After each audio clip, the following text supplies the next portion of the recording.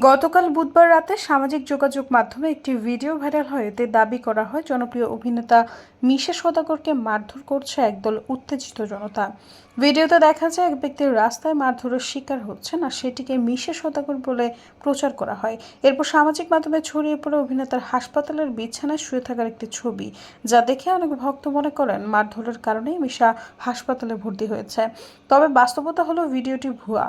এই ঘটনার সঙ্গে অভিনেতা মিশা সওদাগরের কোনো সম্পর্ক নেই। এটি একটি ভুল ও বিভ্রান্তিকর প্রচারণার মাত্র। অন্যদিকে হাসপাতালের ছবিটি সত্য হলেও সেটির পেছনের কারণ সম্পূর্ণ ভিন্ন। হাঁটুর পুরনো চোটের কারণে অস্ত্রোপচার করাতে বর্তমানে যুক্তরাষ্ট্রের একটি হাসপাতালে ভর্তি রয়েছেন মিশা সওদাগর। সেখানেই ছবিটি তোলা হয়েছে। মিশা সওদাগরের ঘনিষ্ঠ সূত্র জানিয়েছেন তিনি ভালো আছেন, দ্রুত সুস্থ হয়ে উঠেছেন।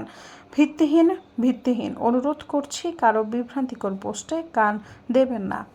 সৈয়দা ফারিয়া, সমযোগ।